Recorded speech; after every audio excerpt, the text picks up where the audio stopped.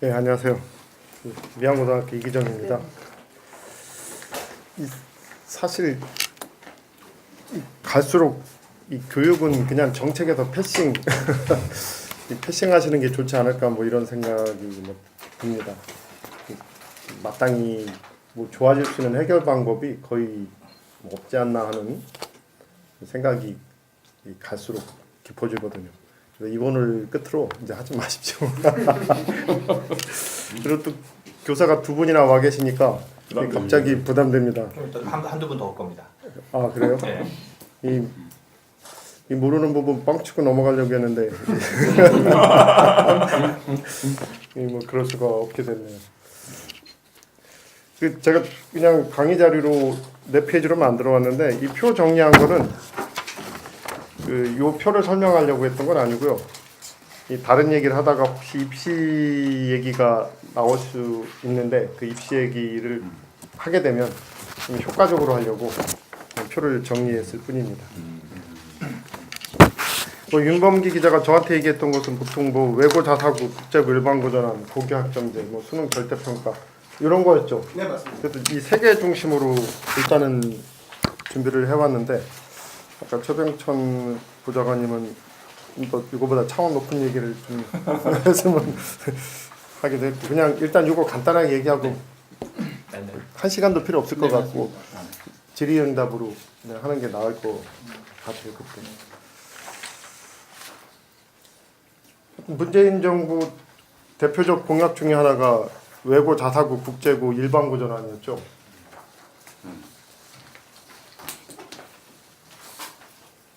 이게 민주당의 공약이기도 하고 바른정당 공약이기도 합니다. 바른정당은 좀 더 센 표현 썼어요. 특목고 폐지란 말을 썼으니까. 물론 특목고 폐지나 일반고 전환이나 같은 쟁이지만 어감상 폐지가 더 강하지 않습니까? 그러니까 이 바른정당이 센 표현을 썼어요. 특목고 폐지. 민주당은 외고 자사고 국제고의 일반고 전환이란 말을 썼고 같은 내용이지만 바른정당이 세죠. 같은 공약. 정의당도 정확히 같은 공약을 냈습니다. 외고 자사고 국제고의 일반고 전환. 그러면 이 세 개 정당이 똑같은 공약을 내놨으니까 그냥 공약대로 하면 되죠. 이 공약대로 하려면 뭐 간단합니다. 법을 고칠 필요는 없고 시행령 고치면 돼요. 그러니까 국회 동의가 필요 없다는 얘기죠. 시행령은 뭐 고치면 되냐면 이 초중등 교육법 시행령. 초중등 교육법 시행령에 그 특목고의 법적 근거가 있습니다. 그러니까 저 90조 1항 6호에 뭐 외국어에 능숙한 인재 양성을 위한 외국어 계열의 고등학교와 국제 전문 인재 양성을 위한 국제 계열의 고등학교. 즉 외고와 국제고 법적 근거가 있는 거고요. 91조의 3을 보면 자율형 사립고등학교에서 또 설명이 좀 돼 있어요. 그러니까 초중등 교육법 시행령 90조와 91조의 외고, 국제고, 자사고의 법적 근거가 있으니까 그냥 문재인 대통령이 집권했으니까 이거 그냥 삭제해버리면 법적 근거가 끝나는 거고 그 다음부터는 이게 법적 근거를 삭제해버리면 그 다음부터는 이제 관료적 절차에 의해서 일반고로 전환될 수밖에 없으니까 그냥 바른정당이 동의한 그리고 정의당이 동의한 아니 같은 국당은 좀 달랐나요? 국민의당은? 이제 국민의당은 조금 달랐어요. 근데 그건 이 안에 있는데 그 미리 얘기하면 그냥 국민의당은 그냥 두고 얘들의 선발권 박탈 일반고처럼 추첨으로만 뽑게 하는 거 이거예요. 그러니까 사실상 같아요. 내용적으로. 근데 좀 제일 약하죠. 그냥 이거 하면 됩니다. 간단한데 물론 저항은 있겠죠. 근데 문재인 정부는 공약으로 이걸 내걸었는데 일환으로 할 생각은 없는 것 같아요. 지금 후퇴하고 있어요. 그러면 제가 볼 때는 어디까지 후퇴하는 게 바람직하냐면 이안으로 후퇴하는 것까지는 바람직한 것 같아요. 즉 국민의당 아니죠. 그게 뭐냐면은 지금 일반고가 학생을 선발하는 게 단 하나지 않습니까? 추첨으로만 선발하지 않습니까? 그런데 그 초중등 교육법 시행령 82조에 보면 초중등교육부 시행령 82조에 보면 그 특목고들, 그러니까 외고, 과고, 국제고 그리고 자사고까지 얘들은 그 추첨 외에 그 면접 또는 뭐 시험, 필기 시험 이런 것들을 할 수도 있게 돼 있어요. 근데 주로 이제 많이 쓰는 게 면접이죠. 시험에 대해서는 사회적 비판이 많으니까. 그래서 제법 꽤 어려운 면접을 통해서 그러니까 추첨과 면접을 결합시키는데 실질적인 변별력은 면접에 있는 거죠. 그래서 면접으로 돋보이는데 이게 이제 입시 효과를 내는 거고 이 면접이 꽤 어렵게 내면 어렵게 낼수록 이 사교육 의존도가 높아지는 것이죠. 그러니까 이 안으로 정도는 후퇴할 수 있다고 봐요. 그냥 외고 그냥 둬라. 그냥 자사고 두자. 교육의 다양성을 위해서. 다만 너희들을 그 면접과 같은 어떤 다른 방식으로 추첨위의 다른 방식으로 학생을 선발하지 마라. 일반고처럼 똑같이 추첨으로만 해라. 이제 그러면 입시는 많이 사라지겠지만 그래도 거기가 좀 나름대로 고급 학교의 이미지가 있기 때문에 좀 부자들은 많이 가겠죠. 특히 자사고에. 그러나 아무튼 100% 추첨이니까 어떤 면접 준비라든가 어떤 사교육을 양성하는 어떤 입시 준비는 사라지겠죠. 이게 국민의당 안입니다. 근데 이 안으로까지도 후퇴하는 것은 제가 볼 때 그럴듯한데 더 후퇴하는 것 같아요. 그래서 지금 문재인 정부가 후퇴하에 있는 선은 여기까지입니다. 그 3안과 4안의 플러스예요. 3안이 뭐냐면 그러니까 전기 후기인데 특목고 자사고는 전기에서 뽑는 거예요. 그래서 먼저 뽑아가고 이제 떨어진 애들이 일반고하고 동시에 이제 추첨해서 일반고로 가는 거죠. 근데 요거를 왜 니들이 먼저 뽑아? 그러니까 같이 뽑자 하는 거죠. 근데 이거는 뭐냐면은 그냥 먼저 뽑으면 외고가 좀 편하죠. 자사고가. 근데 좀 불편하게 만드는 겁니다. 다른 건 없어요. 왜냐면은 이 동시에 그 선택을 해도 예를 들어서 내가 외고 지망한 다음에 일반고도 몇 개 지망을 해놓으면 외고 떨어지면 이제 여기서 뺑뺑이에서 가는 거지 않습니까? 그러니까 이 특별하게 그 외고 자사고의 그 지위는 다 인정해 주는 건데 모든 거 선발까지도 그냥 좀 편의를 박탈했다고 할까? 뭐 그 정도죠. 그러니까 저는 이 3안으로 갈 바에는 어차피 외고나 자사고 갈 애들도 우리나라 학생이고 우리가 그 아끼고 키워야 될 학생인데 어차피 외고 자사고의 모든 걸 특권을 인정할 거면 편의를 봐주는 게 낫지. 그치. 똑같이 뽑아 하면서 불편하게만 만드는 게 무슨 의미가 있나 하는 것이 저의 판단이에요. 그러니까 3안은 사실상 불편하게만 만들었을 뿐 사실상 외고 자사고의 어떤 입시 기능 같은 건 그대로 인정하면서 그 학교의 뭔가 특별한 권한 이런 걸 그대로 인정하는 거죠. 근데 이거는 그러니까 엄밀히 말하면 공약의 완전한 그 파기에 가깝다고 보여져요. 2번까지는 파기가 아닌데 3번부터는 파기라고 느껴져요. 그리고 사안이 있습니다. 사안이 뭐냐면 교육청이 심사를 통해서 이걸 취소시켜버리는 거죠. 근데 이거는 사실상 불가능해요. 왜냐하면 우리가 자사고 외고 이 나쁜 놈들 니들은 왜 입시 위주로 학교를 운영해 라고 이게 추상적으로 따지면 맞는 얘기인데 하나하나 법적으로 니들 진짜로 그 법을 어겼어? 하고 따지면 아닌 경우가 대부분이거든요.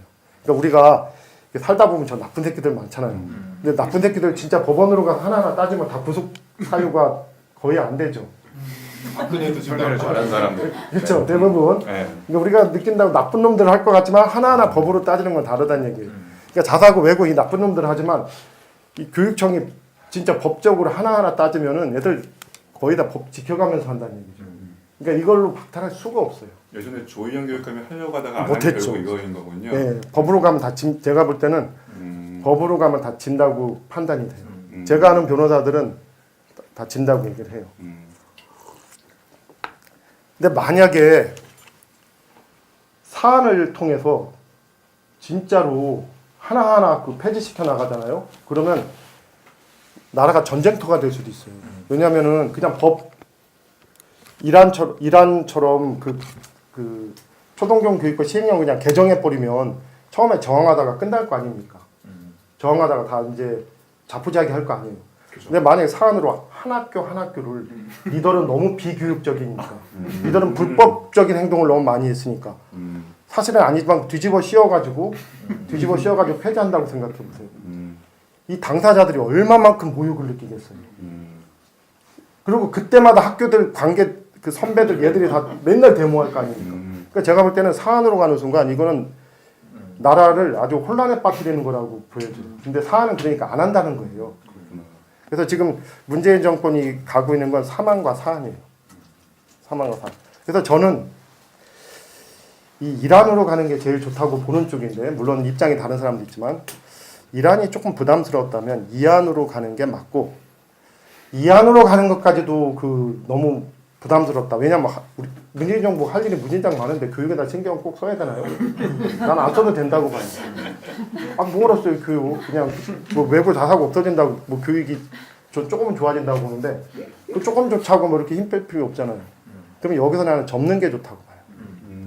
접는 게. 대충 하느냐 아예 안 하느냐. 어차피 그 사안은 불가능한 거고 사안은 그냥 상대방 귀찮게 해서 욕만 먹는 거지 교육적 효과가 조금이라도 좋아지는 건 없거든. 그래서 저는 사안과 사안으로 대한 것이 제일 하수를 뒀다. 그리고 이 치사하게 상대방을 귀찮게 함으로써 좀 사람을 좀 지망을 들어가게 하고 사안은 어떻게 보면 교육청에 떠넘기잖아요. 교육청이 못하는 것을. 또 이거는 이 문재인 정부가 이란을 실행 못하는 거를 정치적인 수술을 부렸는데 일종의 마키아벨리즘인데 이 소인배 마키아벨리즘이라는 거거든요. 대인배 마키아벨리즘이 아니라 소인배 마키아벨리즘 정부의 모습을 보였다. 외국 449 국제일반고 전환에서는 이렇게 생각하는 쪽입니다. 아무튼 외국 449 국제일반고 전환은 원래 공약에서 한 단계 후퇴가 아닌 두 단계 후퇴했는데 이거는 공약의 내용상으로 공약의 파괴에 가깝다. 그래서 이거는 상대방을 귀찮게만 하는 거기 때문에 효과가 별로 없다면 우리 아이들인데 어차피 차라리 편의를 봐주는 게 낫다고 생각하는 게 저의 개인적인 감정이고요. 3, 4안이 합쳐지면서 뭔가 책임을 떠넘기는 교육청한테 그런 모양새를 취해서 이 소인배 마키아벨리즘의 모습을 저는 느껴졌고 그래서 아주 좀 요 안에 대해서 요 정책의 공약 이행 과정에서 좀 실망했다. 저는 그냥 깨끗하게 포기했어도 실망은 안 했을 거예요. 좋다. 교육이 뭐가 중요해? 더 중요해. 이렇게 인정했을 건데 3, 4으로 가면서 약간 소인배의 모습을 보인 거에 대해서 좀 실망했습니다. 저는 좀 찌질한 모습을 보였어요. 이 사안에 관해서만은. 네. 다음은 이제 이 고교학점제 좀 얘기해 볼게요. 지금 고교학점제가 계속 할 겁니다. 할 건데 제가 볼 때는 그 일부 학교들 그 시범학교라고 하죠. 공격점제가 뭔지도 좀 설명을 해주는 게 낫죠. 그런가요? 모르는 분이 많아. 예, 한번 들어본 사람은 알 텐데 미국식 대학교 같은 수업 뭐 이런 거. 아니 근데 무역기편인지 모르고 있기 때문에. 저 알아요. 네. 그러니까 그저 표현을 쉽게 하려면 문재인 대통령은 이런 표현을 썼어요. 그러니까 학생이 그 교실을 선택하고 수업을 선택하고 이제 교사가 이렇게 여러 가지 수업을 개설해서 학생이 선택하게 하는 뭐 이런 비슷한 표현을 썼고요. 이게 이 공약이 그 심상정도 있어요. 그 무학년 교과 선택제라는 표현을 썼고요. 유승민도 있어요. 유승민은 어떤 표현을 썼냐면 수강 신청제라는 표현을 썼어요. 수강 신청제. 그리고 안철수도 있습니다. 안철수도 있어요. 안철수는 학점 이수 제도라는 표현을 썼죠. 그러니까 뭐 아이들한테 선택권 대폭 준다는 얘기죠. 근데 여기까지만 이 동의가 돼 있고 사람마다 이거를 이해하는 게 전부 다릅니다. 그러니까 예를 들어서 어떤 사람은 나 같은 사람은 뭐 무진장 다양한 메뉴를 깔 필요가 뭐가 있어. 가능하지도 않은데 그냥 수포자가 60%가 되는데 이 아마 우리 학교 정도는 한 70% 될 거예요. 일반고는 수학 포기하는 학생들이 그냥 수학 안 듣고 체육을 듣건 음악을 듣건 미술을 듣건 또는 국어를 듣건 그냥 이 정도 인정해주고 또 영포자가 한 50%될 거예요. 그냥 영포자가 영어 안 듣고 이론은 외우고 쉽지 않습니까? 우리나라한테. 우리나라 사람한테. 영어에 한 10분의 1만 들이면은 그 비슷한 수준에 도달할걸요? 그럼 영어 포기한 자가 1어를 더 많이 듣게 하고. 이 내부에서 나는 이 정도로만 생각하는데, 또 극단적으로는 어떤 사람까지 있냐면, 커피 만드는 거 원하는 애들은 그쪽으로, 또 요리를 원하는 자는 또 요리 또 학교에서 다 할 수 있게, 이렇게까지 극단적으로 생각하는 사람이 있어요. 그래서 생각이 매우 다양하고, 실제로 제가 교육과정 평가원에서 나온 자료를 오늘 받아봤는데, 내가 토론 자료 가서 막 학교 연합해서 메뉴까지 만들고 막 이러려고 그래요. 한 학교에서 다 못 만드니까.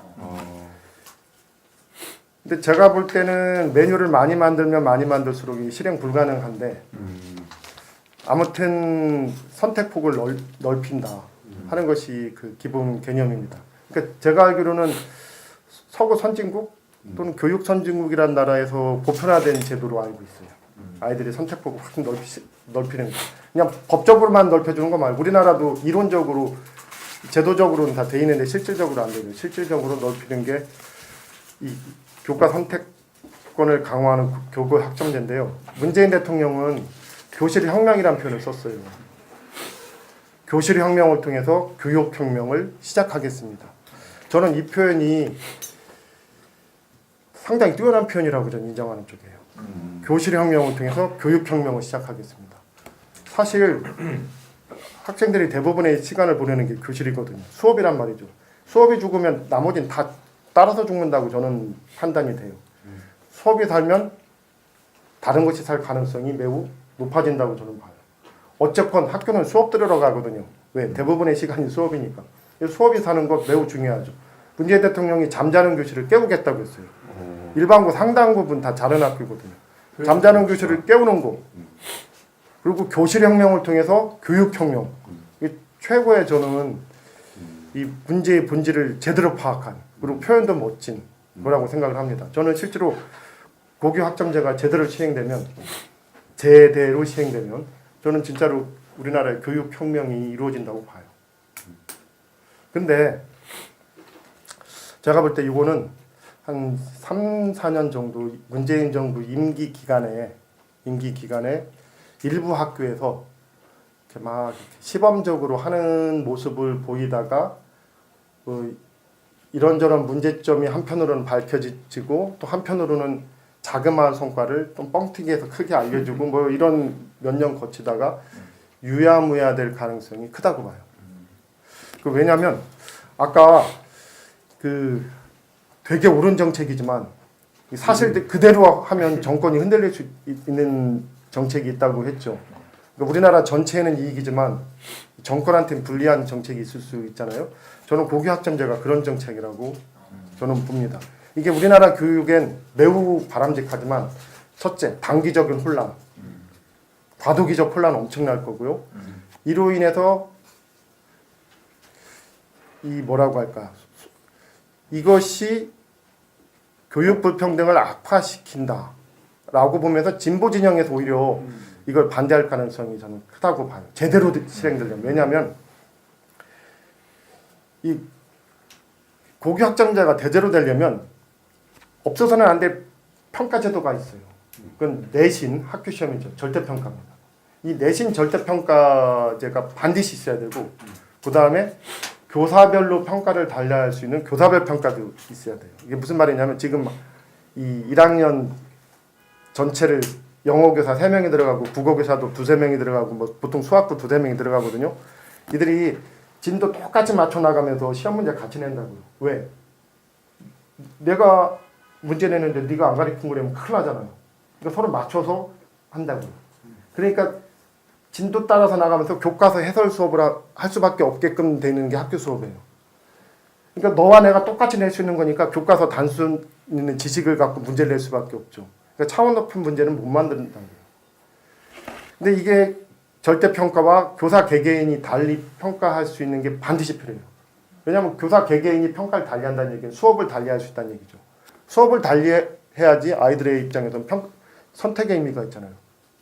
물론 선생들 차이도 있지만 더 중요한 건 선생이 수업을 저 선생과 내가 달리할 수 있을 때 완전히. 교과서도 다시 하고 교과서도 다르게 하고 평가도 다르고 시험도 다르게 이랬을 때 평가 선택의 의미가 있잖아요. 그러니까 절대 평가제는 반드시 필요하고 교사별 평가제는 매우 중요하게 필요하고 그다음에 교과서도 달리 선택할 수 있게 하고 교사 개개인이 교과서도 선택할 수 있게 이것도 매우 중요하고 지금은 교과서 선택권이 학교 전체에게 있거든. 교사 개개인한테 없거든요. 근데 교사 입장에서 내가 이 교과서 원하는데 학교에서 아무리 선택했어도 내가 원하는 교과서 아니면 수업을 마음껏 잘할 수 없잖아요. 물론 뭐 교과서가 지금은 다 비슷비슷해서 선택의 의미도 없지만 그러니까 교과서가 진짜 다양해지고 내가 원하는 것 선택할 수 있어야 된다는 얘기죠. 아이들에 맞게. 자, 이게 왜 그러냐면 자 보세요. 이 고교 학점제를 하기 위해서 필요한 거 교육과정 평가원의 자료만 보니까 이거 해야 되고 저거 해야 되고 막 준비해야 될 게 막 수십 수백 가지. 이거 그거 다 하려다가는 제가 볼 때 준비하는 데만 10년 20년 걸리겠다. 아니거든. 이게 학생들한테도 이익이고 교사한테도 이익이게 평가 제도를 만들어 놓고 슬쩍슬쩍 압력만 가하면 학교에서 그 상황에 맞게 하게 해야 되거든. 근데 이 내신 절대평가제와 교사별 평가제도는 그리고 교과서 제도, 교과서 선택 제도는 이거 정부에서 풀어줘야 되거든. 반드시 정부에서 풀어줘야 되는 거예요. 그러니까 이게 대통령 선거 공약이 될 수 있어요. 근데 만약에 내신 절대평가제도와 교사별 평가제도를 풀어주지 않을 거면 그래도 약간의 선택은 가능할 수 있거든요. 그걸 일부 하는 학교가 있어요. 그거는 대통령 선거 공약일 이유가 없어요. 왜? 그냥 교육감이 해도 되고 그냥 학교 교장이 해도 되니까. 근데 그런 것은 실질적인 선택권을 보장하지 못하죠. 교육을 못 바꾸죠. 그러니까 대통령 공약이 많아요. 근데 지금 문재인 정부는 내신 절대평가 제도를 도입할 의사가 아직 없어요. 그리고 교사별 평가 제도를 도입할 의사도 없어요. 왜? 이거 도입했다간 자, 어떤 현상이 나타나냐면 내신의 입시 변별력이 거의 붕괴되는 거거든요. 즉 어떤 효과가 발생하냐면 내신이 입시에서 이렇게 빠지는 그런 비슷한 효과가 나올 수도 있어요. 근데 물론 빠지는 건 아니지만 이건 터프하게 얘기하면 빠지는 효과가 날 수 있어요. 그런데 알다시피 정교조 같은 데서 지금 수능 절대평가제는 강하게 주장하면서 내신 절대평가제는 장기적인 과제로 돌렸거든요. 이건 다시 말하면 단기적으로는 수능 절대평가제 찬성, 내신 절대평가제 반대라는 얘기거든요. 자, 강남의 학교 1등과 이 강북의 학교 1등과 특목고의 학교 1등이 일단은 논리 형식적으로 같은 취급을 받는 게 내신 제도잖아요. 내신 제도. 이게 입시에 지금 존재한단 말이죠. 그러니까 진보 진영에서 볼 때 평등에 기여하는 입시 제도는 제일 평등에 기여하는 제도는 내신 제도란 말이죠. 강남의 1등, 강북의 1등, 특목고의 1등, 시골의 1등이 일단 같은 평가를 받으니까. 그러니까 아마도 진보 진영에서 먼저 반대할 가능성이 크죠. 그리고 아무튼 이걸 없앴을 때 제가 볼 때는 과도기적 혼란을 극복하면 그리고 제대로 입시 제도를 설계하면 사교육도 줄이고 입시 불평등도 더 완화되는 길이 좀 있다고 보지만 이 과도기적 혼란 동안에 그걸 감당할 수 없을 거라고요. 그래서 제가 볼 때 내신 절대평가 교사별 평가 제도는 문재인 정부가 못 받습니다. 자, 못 받으면 학생 선택권이 제대로 보장될 수가 없어요. 잘 보세요. 아무리 그 입학사정관제 학종이 학생부를 해석해 준다고 하지만 한계가 있거든. 근데 잘 보세요. 자, 너들 마음대로 선택해. 했더니 어느 학교에서 진짜로 수학 잘하는 아이들 수학 고급반을 만들어줬어요. 선택할 수 있습니까? 잘하는 애들이? 그 학교에서 수학 제일 잘하는 애들이 30명이 그거 선택했어요. 이 안에서 1등부터 꼴찌, 1등급부터 9등급까지 나눈단 말이죠. 졸지에 내가 적어도 수학 2등급은 하던 애인데 저 반 잘못 들어가면 내가 수학 9등급이야. 이거를 입학사정관이 제대로 해석해줘서 합격하는 보장이 있어요? 안 되죠. 오히려 점차로 공부 못하는 애들 모이는 데가 어디야? 그거 찾아다닐 거란 거예요. 그렇죠. 아이들 입장에서 선택이 안 돼요. 선택할 수가 없다. 그러니까 이 아이들이 오히려 교과 선택권을 줘도 자기에게 이익의 관점에서 접근하면 공부 잘하는 애를 피하게 되니까 자기에게 진짜 도움, 실질적으로 우리나라 교육의 바람직한 쪽으로 얘들이 선택 안 할 거란 얘기예요. 못 할 거란 얘기예요. 그 다음에 이제 학교 입장에서 따져볼게요. 우리 교사들이 아이들 대학교 잘 가기를 원하죠. 학부모들이 볼 때는 아무것도 안 하는 것 같지만 사실은 웬만큼 합니다. 그리고 잘 가기를 원해요. 자, 그런데 어느 학교에서 선생님들과 교장이 똘똘 뭉쳐서 진짜 학점제를 할 수 있는 만큼 했어요.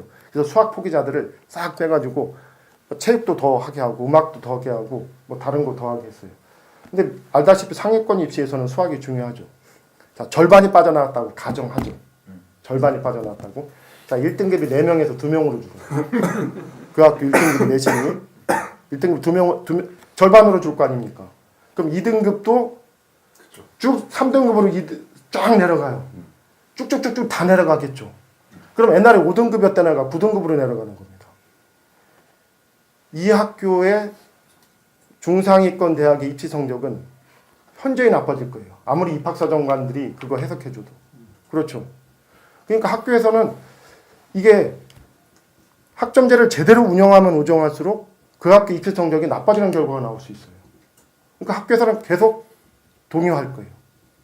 실제로 이게 어디서 나타났냐면 이 도봉구라고 언론 많이 탄 학교가 있어요. 언론 많이. 이게 뭐냐면 지금 제도 속에서도 논리적으로는 이 선택권이 꽤 보장돼 있어요.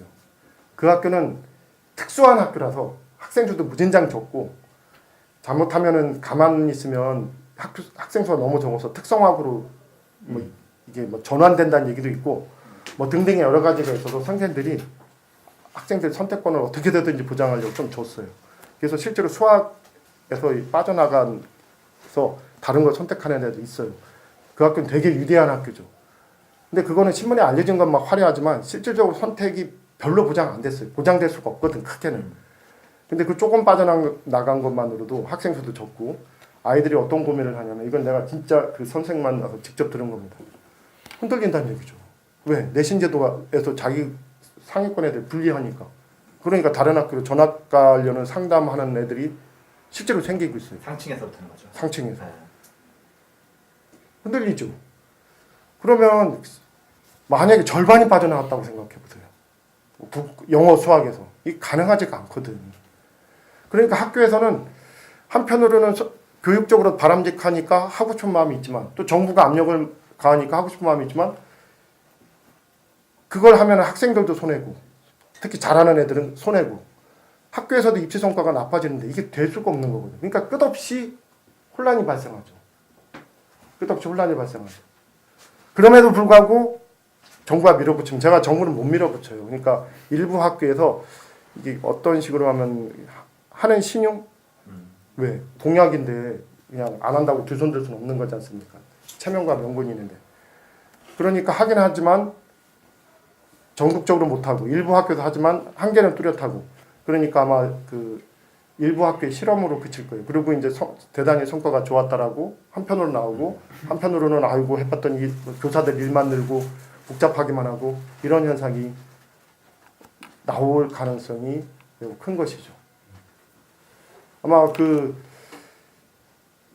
그리고 내신제도와 교사별평가제도와 같은 국가가 해줄 수 있는 국가가 교육부가 손에 쥐고 있는 어떤 평가제도를 바꿀 거 아니면 굳이 이거를 중앙정부가 할 필요가 없어요.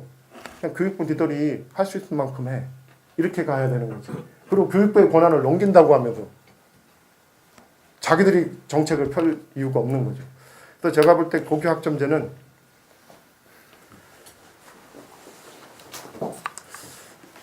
실제로 제대로 한다면 내신 절대평가제 도입하고 교사별 평가제 도입하고 지금 무슨 말이냐면 서구 선진국처럼 평가제도 도입하고 교과서 제도까지도 자유발행제 자유선택제 하고 그리고 거기에 맞게 학교 제도와 시스템 바꾸면 저는 우리나라에 교실혁명이 일어난다고 봐요.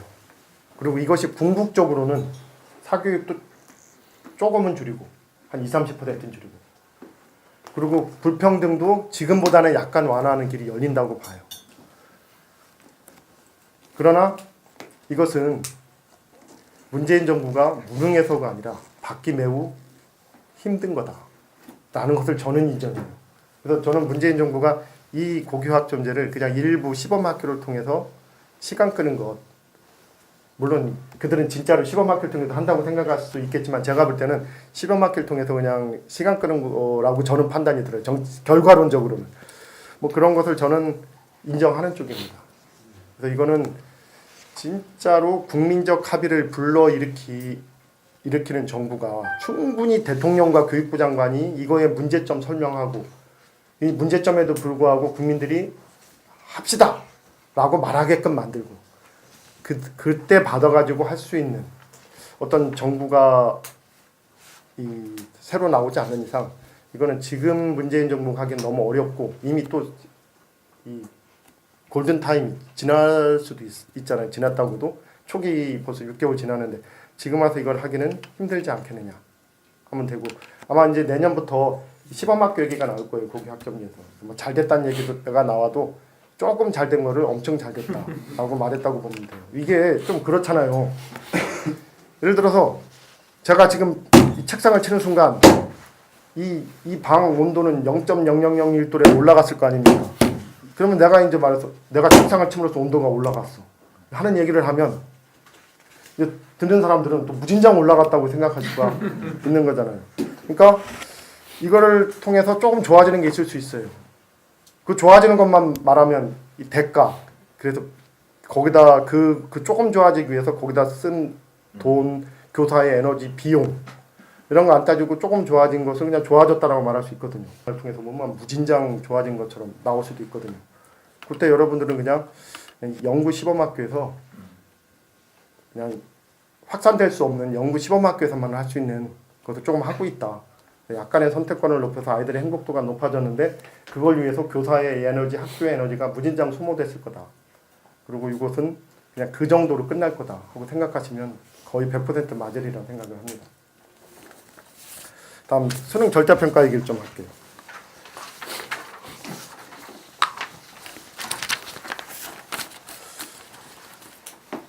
이제 큰일 났습니다. 내년에 이제 문재인 정부 내년에 큰일 났어요. 김상곤 교육감 큰일 났어요.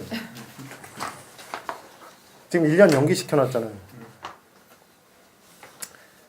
1년 연기 됐으니까 이제 내년 지방선거 피해서 뭐 했다는 얘기도 있는데 아무튼 연기했는데 내년에 어떻게 할 거예요? 수능 절대 총선이 있어가지고 아니 내년에 어떻게 할 거냐고. 연기 시켜놨는데 연기하게 됨으로써 나타난 부작용 알죠? 지금 중3이 수능 절대평가제 어쩌다 하다가 상대평가 중3은 상대평가잖아요. 근데 얘들은 또 그 교육과정은 또 2015 교육과정 받는다고. 그러니까 뭔가 얘들에서 미스매칭이 일어났어요. 고3, 중3에서. 그래서 매우 복잡한 일이 발생했어요. 중3에서. 그리고 고2도 뭔가 자기들이 한테 뭔가 그 시험 대상이 됐잖아요. 그래서 지금 중2와 중3과 그 학부모들이 이걸로 인해서 매우 혼란에 빠졌는데 매우 어려워졌는데 이제 내년에 가서 절대평가로 하면 지금 절대평가에 대한 반발이 매우 세갖고 지금 이게 연기한 건데 너무 세서 내년 절대평가하면 반발이 없어지나요? 그럼 다시 상대평가로 가면 결국 상대평가할 거면서 1년은 뭐로 연기했어요? 라는 비판과 함께 이 진보진영의 절대평가 옹호 세력들이 있지 않습니까? 그럼 또 할 거고 내년에 저는 상대평가로 가건 절대평가 아니면 상대평가 아닙니까? 아니면 이게 뒤섞는가? 그럼 뒤섞으면 해결책이냐 하면 그게 아니잖아요. 뒤섞으면 오히려 더 모양새가 이상해질 수도 있죠. 물론 지금도 뒤섞여 있지만 영어는 올해부터 절대평가니까 한국사는 예전부터 절대평가고 아무튼 뒤섞으면 또 해결책이 아니죠. 그래서 저는 내년 가면 이 문제 때문에 이제 그 김상곤 교육감은 큰일 났다. 저는 죽었어. 장관. 생각이 총리 장관. 들어요. 지금 옛날 이해찬 세대란 말이 유행했죠. 저는 사실 이해찬을 그렇게 나쁘게 안 보는데 하여튼 이해찬 때 좀 곤혹을 치른 그 학생들이 이해찬을 비난하는 말로 이해찬 세대. 제가 이해찬. 뭐 그런 말이 붙었는데 아마 김상곤 세대란 말이 나올 거예요. 지금 중2, 중3 때 되게 애를 먹어서. 근데 김상곤 세대란 말이 나올 건데 어떤 결론을 내려도 답이 아니라는 얘기죠. 원래 입시엔 답이 없지만 특히 이 문제 답이 아닌 거죠. 그래서 저는 수능 절대평가가 전 계륵이라고 봐요. 사실 계륵도 안 돼. 얻을 게 없어. 이게 우리 진보 진영이 지금 환상을 갖고 있는 게 몇 개 있어요. 그 환상을 몇 개 갖고 있는 게 있는데 그 중에 하나가 수능 절대평가제더라고요. 자, 수능 절대평가제도 이거 생기는 순간 특히 90점부터 1등급, 80점까지 2등급, 70점까지 3등급 이게 이제 수능 부단계 절대평가지 않습니까?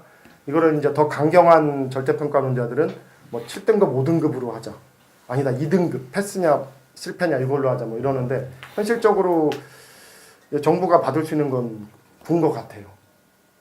실제로 이제 영어가 올해부터 절대평가인데 9등급이지 않습니까? 90점까지 1등급, 80점까지 2등급, 70점, 10점 단위 내려가지고 이거 도입하면 수능 정시, 수능 위주 입시는 사실상 힘들어요. 동점자가 너무 많이 생겨서. 최상위권 대학교 그 서울대, 연대, 고대는 문제를 막 부진장 막 이렇게 해놓고 막 어렵게 내가지고 뭐라고 할까 1등급을 막 지금보다 더 조금 나오게 하지 않는 이상 그러면 더 문제죠 그거는. 그러니까 정상적으로 문제를 냈을 때 서울대, 연대, 고대는 동점자가 거의 다라고 보면 돼요. 근데 이게 중하위권도 마찬가지예요. 왜 10점 단위로 끊었기 때문에 예를 들어서 중하위권 대학교도 그 학교에 레벨이 있지 않습니까? 그럼 비슷한 애들이 가거든. 그러니까 동점자가 매우 많을 거예요. 그래서 사실상 이 수능 입시가 불가능해요. 그러면 최상위권 대학은 입시를 어디로 가냐? 논술은 지금 문재인 정부 폐지고 폐조 공약이었고 논술은 특기자 전형은 진짜 악랄한 거거든. 그것도 이제 지금 줄고 있어요. 연대하고 고대 있었던 거. 고대는 없앴고 연대 남았는데 그건 말도 안 되는 거고. 그건 학종이거든요. 근데 이번 수능 공청회에서 수능 절대평가냐 상대평가냐 뭐 하면서 이렇게 교육부가 공청회 지역별로 열었거든요. 그 공청회에서 수능 절대평가냐 상대평가냐 이 논의 안 했어요. 학부모들이 전부 가서 학종 비판했어요. 학종. 그러니까 뭐 수능 얘기하는데 가서 학종 얘기가 나와요. 제가 국회 토론회 갔을 때도 학부모들이 와서 뭐 학종 얘기해요. 학종. 왜냐하면 이게 수능 입시 변별력이 사라지면 최상위권은 당연히 학종밖에 없어요. 학생부 교과는 이미 지금 거의 쓰는 학교가 없다고. 일부 학교도 조금 쓰는데 그것도 수능 최저 등급 이런 걸로 수능과 조합을 시켜놨고 순수한 학생부 교과는 없다고. 왜? 학교 간의 격차가 너무 크니까. 그럼 학종으로 갈 텐데 학종에 대한 학부모들의 불만은 저도 놀랄 정도로 상상을 초월하더라. 제가 경향에 칼럼 하나 썼어요. 수능 절대평가가 불편한 이유에서 살짝 했더니 댓글이 수백 개가 붙었는데 전부 다 학종을 징후하고 있어요. 이거 여론 조작 아니라고. 여기에 대한 질문을 혹시 나중에 하시면 좀 설명이 필요할 것 같아서 그냥 도표를 앞에 만들어 왔던 겁니다. 이 도표는 필요할 때만 하죠. 하여튼 그래요. 일단 학종이 국민들로부터 불신받는 입시다. 그리고 제가 볼 때는 결론만 얘기하면 학종은 확산과 지속이 힘든 입시다. 지금 특히 진보 진영의 일부에서 여기서 뭔가 그 희망을 찾으려고 하는데 제가 볼 때는 꿈 깨라다. 저도 오랫동안 고민했어요. 그래서 저는 학종 오락가락론자였거든요. 어떻게 해서든지 여기서 장점을 찾아보려고. 특히 학종을 이용해서 수업의 변화 가능성이 조금은 있거든. 이 수업이 안 되는 데서 겪는 우리의 교사의 고통이 있기 때문에 이 학종을 이용해서 수업이 조금 뭔가 내가 원하는 수업을 한 그 맛, 이건 우리 교사한테는 매우 큰 거거든요. 그래서 저도 이 학종에서 뭔가 희망을 발견하려고 계속 고민을 했지만 이 단점이 있잖아요. 도저히 이게 극복이 안 돼요. 그래서 오락가락 하다가 내가 최근 정리한 것은 학종은 지속 확산 불가능한 입시다. 빨리 정리하는 게 대폭 축소하거나 그야말로 대폭 축소, 폐지가 답이다 하는 저는 결론을 일단 저는 내렸습니다. 혹시 그 이유를 물으신다면 이따가 이제 표 보면서 학종에 대해서 좀 설명을 해야 되겠죠. 근데 만약에 그렇다면은 학종이 왜 수능 절대평가가 왜 괴력이냐면 자 수능 위주의 입시를 그대로 유지한다고 가정을 해요. 다 풍선효과에서 학종으로 상위권 대학에 갈 거지만 중하위권 대학은 또 뭐 교과 전형으로 갈 거고 그럼 못 가게 한다고 해보세요. 가정을 해봐요. 그럼 어떤 이익이 있는가? 생각보다 이익이 없어요. 첫째, 학생들의 입시 부담이 엄청 줄 것처럼 얘기하죠.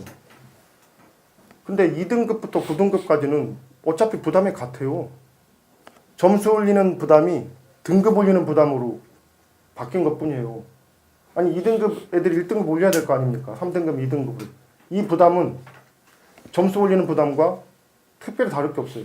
그때는 1점만 올리면 됐지만 지금은 1점 올리는 건 무의미하고 등급이 올라가야 되는 거니까 한편으로는 부담이 완화된 면이 있지만 등급을 올려야 되니까 부담이 더 커진 면이 있죠.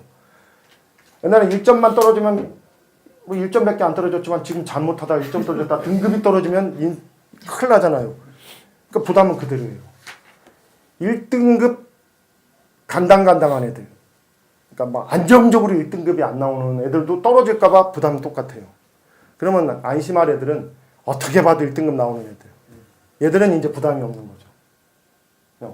그러니까 1등급 상위권 애들만 사실상 부담이 사라지는 거라고요. 근데 얘들이 제일 절대평가 반대할 애들이죠.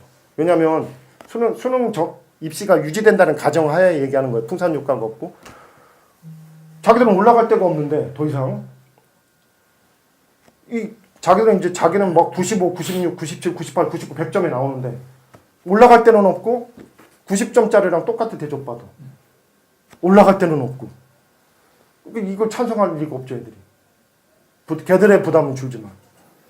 그러니까 한국 현실에서 부담에 주는 애는 1등급 상위권 애들인데 얘들도 반대한다는 거예요. 그럼 부담을 줄이려면 어떻게 해야 되냐면 지금 90점인데 이거를 기준점을 80점으로 낮추면 돼요. 그러면 이렇게 안정적으로 1등급 받는 애들이 더 늘어날 거 아닙니까? 그럼 얘들은 부담이 줄어요. 근데 입시 변별력은 점차로 약화되죠. 그러니까 유지가 될 수가 없다고. 80점 정도로 하면은 한 몇만 명 정도가 수능 막 점수 올리기 공부 안 할 거예요. 그럼 변별력은 더 날아가죠. 그럼 또 학종으로 가죠. 학종으로 가면 수능보다 부작용이 더 센다는 얘기죠. 그럼 학교 수업에 미치는 영향은 이게 제일 중요해요. 학교 수업에 미치는 영향. 제가 알기로는 수능 절대평가제가 도입돼도 학교 수업에 미치는 긍정적 영향은 거의 제로입니다. 거의 제로예요. 저는 그렇게 판단해요. 왜? 학교 수업을 망치는 수많은 이유 중에 제일 큰 건 저는 지금의 학교 내신 제도입니다. 상대평가제도, 교사별 평가제도. 이것 때문에 수업에 사실상 자유가 없어요. 특히 영어, 국어 선생들은. 내가 봐봐요. 초등학교에서 어떤 선생님이 엄마야 누나야 라는 동시 가지고 수업을 했더니 무진장 잘 됐어. 근데 떴다 비행기 갖고 수업을 하니까 안 돼. 비유입니다. 근데 나는 엄마야 누나야 갖고 수업을 못 해. 왜? 교과서에 떴다 비행기가 실려있으니까. 내가 하는 모든 수업에서 다 저는 이걸 경험해요. 내가 왜 이 시 갖고 해야 돼? 이거 갖고 하면 더 재밌는데? 왜 이 시를 이거랑 결합시켜? 다른 거랑 결합하면 너무 좋은데? 수업 시간마다 그래요. 더 좋은 게 있어요, 저한테는. 그건 너한테만이잖아. 저는 제 수업이니까.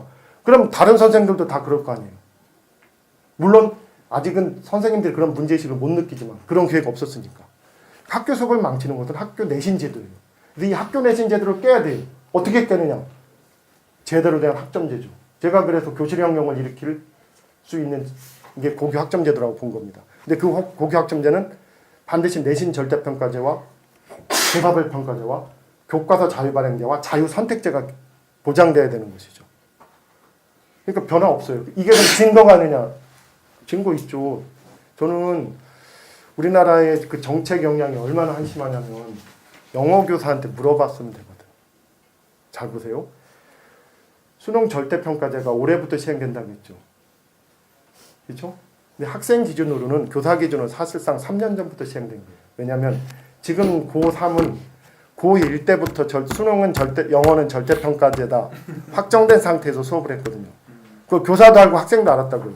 자 그러면 지금 고3 애들은 고1 때부터 자 우리는 수능 절대평가니까 그럼 그리고 교사는 자 니들은 수능 절대평가니까 자 수업은 그동안 수능 때문에 수업 못 바꿨지 확 바꾸자 하고 바꾸나 선생님 내가 알아본 바에는 제로입니다. 만약에 그렇게 좋아졌다면 전국적인 조직이 있어요. 영어 교사 모임. 여기서 야 바꿨더니 영어는 수업이 무진장 좋아졌는데 국어도 바꿔. 그럼 니들 무진장 좋아질 수 있어. 수학도 바꿔. 무진 했어야 되잖아요. 쳤다고 입 다물었다고. 근데 신기하게도 누구도 이 정책을 이거 수능 절대평가제 효용을 논하는데 영어 교사한테 물어보지 않았어. 그냥 추상적으로 이거 하면 수업 좋아진다 이렇게 얘기했어요. 선생님 영어 교사 네, 맞아요. 고등학교 교사입니까? 네, 고등학교. 혹시 수능 절대평가제 때문에 지금 1, 2, 3학년 수업이 좋아졌는 거 있나요? 사실 좋아졌다면 몇? 수업이 네. 딱히 바뀌진 않았고 선생님 말씀대로 근데 다만 이제 아이들이 사교육 부담을 덜기 위해서 저는 시도했다고 알고 있거든요. 그 이유가 여러 가지죠. 네, 네. 그 중에 하나가 사교육이 굉장히 컸던 걸로 알고 있었는데 영어가 사교육이 굉장히 극심했었잖아요. 근데 그게 많이 바뀐 거는 맞는 것 같아요. 대신 그게 수학으로 많이 옮겨갔거든요. 수학 풍선 효과야. 네, 풍선 맞아요. 효과가 일어난 거죠. 네, 영어 교과 측면에서는 사교육을 아이들이 좀 경시하게 됐죠. 왜냐면 절대평가라는 거에 안심을 하고 있어서 지금. 근데 이번에 모의고사를 봤는데 영어가 너무 어려웠어요. 다시 그래서 뜨나요? 사실은 절대평가하는 것이 별 의미가 없어질 만큼 1등급이 나올 학생들이 별로 없게 돼버린 상황이에요. 지금으로서는. 또 변별력 때문에 그런 거죠. 그건. 네, 변별력 때문에 일부러 그렇게 만들었겠지만 선생님들도 사실 이 정도까지 어려울 거라고는 예측을 못했었거든요. 네. 뭐 지금 말씀을 받으면은 수업이 달라진 건 없어요. 사교육은 달라진 게 있어요. 그러니까 영어 사교육이 수학 사교육으로 이전했고 국어 사교육으로 이전했을 거예요. 제가 피부로 느끼거든요. 그 영어를 계속 쉽게 내면서 국어가 어려워졌어요. 근데 그 어려워지는 게 한계가 있잖아요. 그래서 치사해졌어요 문제가. 보고 있지. 치사해졌어요. 피부로 와닿아요. 내가 수능 언어 영역 출제자보다 더 전문가라고 자부하는데 왜냐하면 내가 옛날에 학원 다녔을 때 기출 문제만 가지고 수업을 했거든. 수능 기출 문제만 거의 그냥 달달 외웠으니까 그 정신이 있거든. 그게 치사해졌어요. 치사하지 않았는데 그러니까 그 풍선 효과에 의해서 마찬가지라는 얘기죠. 근데 아무튼 수업의 관점에서 내가 수많은 영어 선생한테 물어봤어요. 없어 달라진 게. 달라진 게 있다면 학종 때문이에요. 학종이 약간 긍정적인 수업 효과를 불러일으키면 있다고 했죠. 그것 때문엔 달라졌어도 수능 절대평가제 때문에 달라졌다는 사람은 난 들어보지 못했어. 그러니까 아까도 말했지만 달라진 경우도 있겠죠. 조금. 근데 이거를 그냥 좋아졌다라고 말하면 애매한 거예요. 그럼 공정한 입시잖아요. 문제는 또 공정한 입시. 아니 공정한 입시가 안 돼 이거는. 왜냐하면 189점 맞은 애는 1등급, 2등급이고 90점 맞은 애는 2등급, 1등급 4개잖아요. 그럼 점수 차이로 29점이 나면은 이건 진짜 실력 차이가 있는 거거든. 근데 누가 합격하냐면 90 받은 애가 합격한다. 이건 극단적인 예이지만 10몇 점 점수 정도는 막 수없이 뒤집어질 거야. 아까 말씀하셨죠. 이익본에는 그냥 둔감한데 손해본 사람은 이제 자기가 쟤보다 10점 막 높은데 심지어는 20점 높은데 나는 떨어졌어. 이거를 그 국민적 분노를 감당 못한다. 제가 볼 때는. 그리고 이게 더 공정하냐? 아니에요. 수업이 무진장 좋아진다면 영어 수업이 이게 제일 중요하다 보네. 수업이 무진장 좋아진다면 이 정도 부작용은 저는 감수해야 된다고 봐요. 근데 수업이 달라지는 게 없는데 부담도 크게 달라지는 게 없는데 그래서 저는 현실적으로 이 절대평가제에서 수능 위주의 입시가 불가능하다고 봐요. 그래서 결국은 풍선 효과로 가게 돼 있다고. 풍선 효과로 가게 돼 있고 풍선 효과로 가면 어디로 가느냐? 학종으로 가요. 근데 학종은 저도 오락가락하고 학종을 통해서 제가 수업을 좀 변화시킬 가능성을 보고 저도 거기서 대단한 매력을 느꼈지만 총체적으로 모든 걸 종합했을 때 지속과 확산이 어려운 입시다. 빨리 대폭 축소하거나 아니 폐지하는 게 답이다라는 결론을 내렸고 거기에 대한 설명은 나중에 혹시 궁금하시면 말씀드릴게요. 일단은 달제는 이 세 가지로 하시고 다른 차원의 얘기는 질문 들어오면 얘기하겠습니다. 네, 감사합니다. 할 테니까. 다른 쪽으로 풍선과 어차피 가게가 쓰는 돈은 똑같다. 어차피. 못 가게 하면은 이런 현상이 발생하고 그러니까 그 풍선효과가 생길 건데 그래서 내년에 절대평가로 갈 수도 없고 그러니까 상대평가 받아들이는 순간 모양새가 완전 구겨지는 거잖아요. 그 시기가 그래서 한번 사퇴해야지, 그러면. 장관님 임기가 딱 그 시기. 그래서 김상용 사퇴할 거야. 교육감이 내년 이쯤에서 제가 볼 때는 벗어날 수 있는 길이 없어요. 아까 고교 학점제를 제대로 하는 건데 그걸 내년에서 막 설득해갖고 하는 것도 공약을 불가능해요. 안 하는 것까지가 미션이었던 거네. 1년 연기하고. 그래서 이거를 쟁점화 시킨 게 김상용 교육감한테는 저는 내년에 치명적인 그 비수로 돌아올 거라고 생각해요. 그러니까 처음부터 이 함정에 빠졌으면 안 돼. 이거를 공론화 시켰으면 안 돼. 뭐 제가 메모는 했는데 예. 다 대답 못 하더라도 일단은 뭐 그냥 쉬운 거부터 이왕 어쩔 수 없이 경쟁이 있다면 그냥 경쟁을 늦추자. 왜 초등학교 못하냐? 중학교. 왜 중학교에서 뭘 해? 고등학교. 사실 대학 입시를 없앨 수는 없어요. 대학 입시를 아예 없애자고 하면 오히려 국민들이 이상한 놈으로 욕해요. 근데 고등학교 진학 단계 입시를 없애자는 것은 찬성자가 더 많아요. 그럼 고등학교 진학 단계 입시를 어떻게 없앨 거냐? 뭐 특성화고 입시는 무시해도 돼요. 특성화고도 약간 뭐 내신으로 뽑지만 내가 말하는 것은 특성화고 입시는 있어도 그 뭐라고 할까?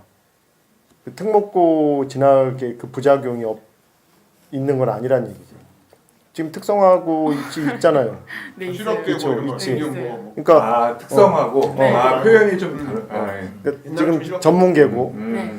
이쪽 입시는 존재해도 그 사회적 문제를 크게 발생시키지 않는다는 얘기지.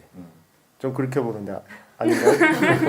당사자 입장에서 다를 수도 있겠지만 왜냐면 거기도 지금 특성화고도 어차피 학생을 뽑아야 되거든. 근데 특성화고를 다 일반고로 전환한다? 바람직하지 않죠. 그럼 특성화고를 평준화한다? 지금 단계에서? 이것도 제가 볼 때는 바람직하지 않아. 특성화고는 워낙 전문성이라는 게 있으니까. 그럼 특성화고도 학생을 뽑아야 되는데 여기서 일정 단기 입시는 그야말로 그 중학교 교육을 황폐화시키거나 치열한 입시 경쟁이 벌어지는 핵심 지점은 아니라는 얘기지.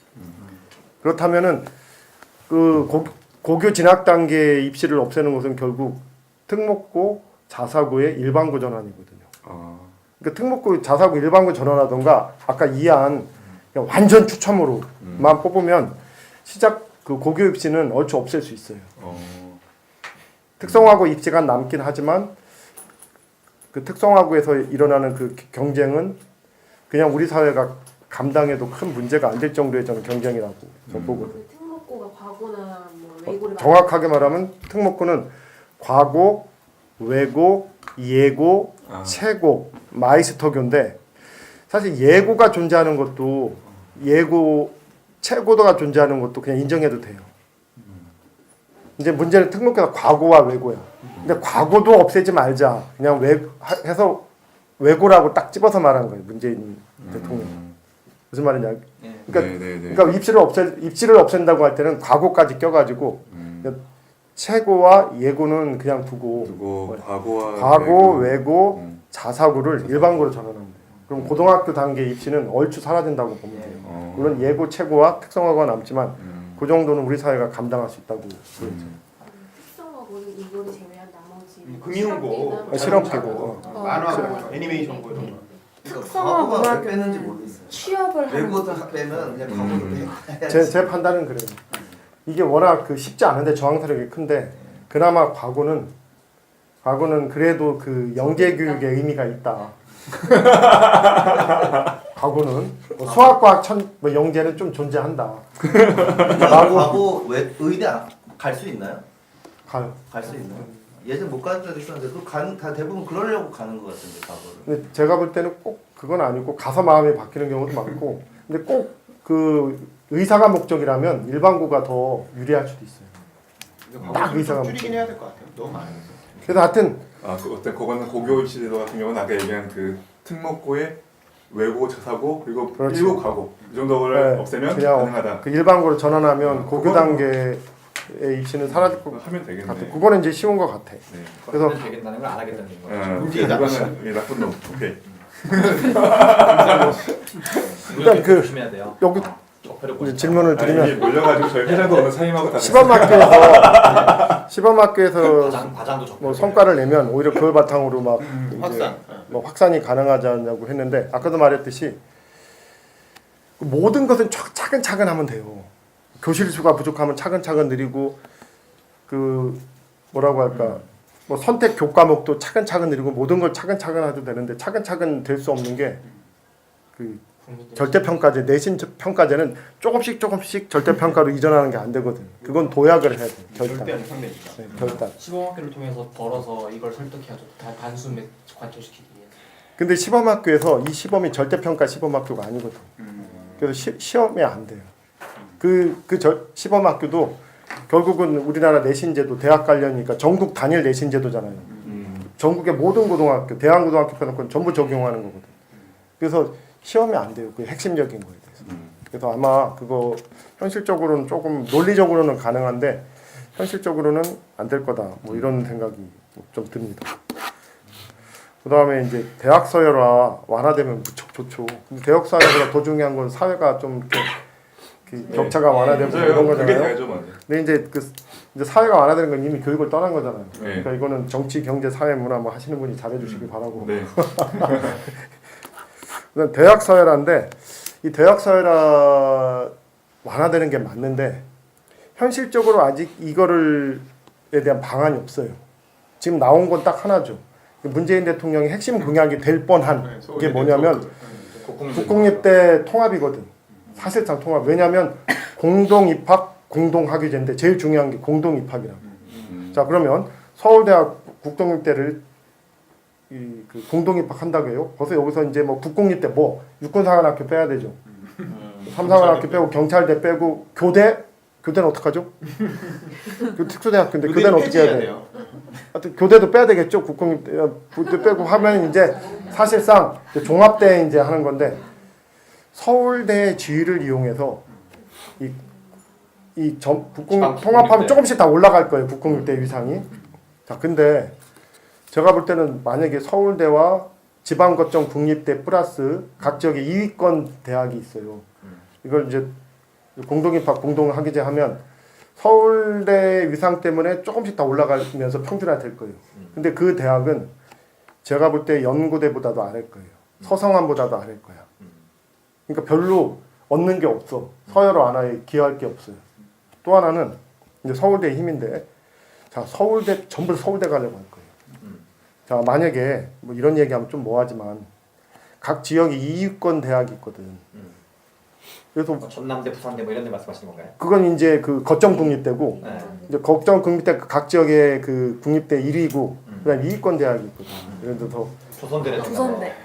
이게 좀 이런 얘기하면 그 학교에 대한 신뢰가 될 수 있어서 말하기 그런데 전북대가 있지만 군산대가 있고 전남대가 있지만 목포대가 있고 뭐 이런데 만약에 서울대 때문에 연고대 꿈꾸던 애가 서울대 가고 싶어서 여기 공동입학했는데 뺑뺑을 돌려야 될 거 아니에요. 그 다음에는 네. 전부 다 서울대 캠퍼스를 원할 거 아닙니까? 그럼 캠퍼스를 보면 서울대 캠퍼스. 아무리 그 통합대학이라고 하지만 니들은 공동입학했고 공당학위제라고 했지만 어떤 캠퍼스를 원해? 어딘가에서 강의는 들어야 될 거 아니에요. 강의는 들어야 될 거 아니에요. 그럼 100% 서울대라고. 서울대가 하나 캠퍼스인지. 그럼 만약에 뺑뺑이 돌려서 목표 나오면 이런 얘기 좀 실례지만 그 거점 국립대나 거점 국립대보다 더 하위권 대학을 됐다고 봐요. 됐다. 100%다 자퇴야 그냥. 대혼란이 벌어진다고. 그러니까 이걸 통해서 얻는 게 별로 없어요. 아까도 말했지만 이 통합대학은 서울대 힘으로 다 올라갈 거지만 서울대는 하나고 나머지는 2, 30개잖아요. 그래서 올라가는데 한정이 캐릭터로 있다고. 보는 거군요, 핵심이. 근데 지금 제가 그 부분에 말씀드리고 있는 게 지금 서울대 국립대가 아니거든요. 그 물론 이제 별도 이슈예요. 또 별도 그건 이제 법이라는 법인인데 얘기기 때문에. 그래도 이제 국공립대 범주로 넣으면 왜냐하면 교육부의 영향력은 있거든요. 법은 또 아무나 다 할 수 있어요. 그래서 저는 이걸 통폐합시켰다 할지라도 서열을 근본적으로 깬다면 한번 해볼 만한데 서열을 근본적으로 못 깨요. 못 깨는데 얘기하다가 이제 통합한 다음에 이 내부에서 좀 붕괴할 거라고 봐요. 왜냐하면 그럼 이것도 시험해 보면 되거든. 어떻게 시험해 보면 되냐면 고려대학교 서울 캠퍼스와 고려대학교 세종 캠퍼스를 그럼 니들 같이 뽑아서 딱 두 개니까 뺑뺑이로 이렇게 배치해 보자. 공동입학 심지어 아남 공동학위제. 캠퍼스를 3개 하면 되겠네. 아남 캠퍼스랑. 그렇게 하면 또는 연대도 연대 신촌하고 원주 캠퍼스가 있잖아. 그럼 니들 해보자. 원세대 그러면은 난리 나죠. 그러면 이제 중간쯤 연세대학교 의상 좀 내려가고 캠퍼스는 올라가서 이제 조금 의상이 될 거잖아요. 그러면 내가 볼 때 뺑뺑이 돌려서 지방으로 된 애들은 자퇴하는 애들 부진장 많아질 거야. 그러니까 이거를 국공립 때 하기 전에 수십 개를 해다가 안 되면 어떡할 거예요. 사실은 연세대학교에서 한번 해봅시다. 또는 고대랑 해봅시다. 이걸 했어야 되거든. 또 그거를 또 안 되면은 저 강원대를 가면 강원대학교 춘천 캠퍼스와 삼척 캠퍼스가 있어요. 여기가 또 입시를 따로 해. 삼척 캠퍼스요? 삼척시. 삼척에 강원대 있습니다. 근데 물론 과가 좀 많이 달라. 그래서 뭐 통폐합해도 되는데 만약 같은 과를 막 만든 다음에 해봐야 돼. 그래서 뺑뺑이 돌려서 춘천대를 가고 싶은데 캠퍼스를 가고 싶은데 삼척 캠퍼스 가면은 그럼 어떻게 할 것인가? 이거 해보면 되거든. 근데 이런 한두 개 대학교에서 안 해보고 수십 개를 한다고? 제가 볼 때는 그냥 스스로 붕괴할 건데. 그래서 저는 이게 왜 자꾸 진부진영에 이게 아젠다로 부각되는지 이해가 안 돼. 평등 때문에 그래 평등. 교조적으로 인하셔서. 근데 내가 볼 때 안 돼. 그래서 제가 이거를 그 글로 써서 창비 주간 논평에 실은 적이 있어요. 그거를 이제 그 문재인 캠프에는 이범 씨가 그 내부 그 카톡 단톡방에 올리기도 하고 그랬대요. 그래서 아무튼 이게 사라졌더라고요. 빠졌어. 저는 안철수의 학제 개편과 그 문재인 쪽에 그 공동입학 공동학위제는 만약에 진짜 논쟁이 붙으면 언뜻 볼 땐 대단하지만 논쟁이 붙으면 약점 때문에 깨진다. 깨지는 거예요. 근데 안철수 후보 쪽은 학제 개편을 밀었잖아. 밀었다가 그래서 실질적으로 깨졌잖아. 박살났죠. 그 기회비용을 생각해봐요. 학제 개편에 대해서 얘기했던 그 많은 시간 토론 그거를 다른 얘기를 했어 봐. 얼마나 얻을 게 많았는데 점수 못 땄잖아. 아마 이것도 마찬가지일 거라고 봐요. 그래서 대학 서열은 찬성이지만 미안하지만 뾰족한 수가 아직은 없다. 뭐 라는 얘기로 그냥 넘어갈게요. 그럼 학종 얘기로 바로 갈까요? 네. 이 학종이 사람마다 이해하는 게 다 달라가지고 좀 정리를 해갖고 어떤 학종이다를 말하지 않는 이상 좀 그래요. 한번 1페이지 보시죠. 네.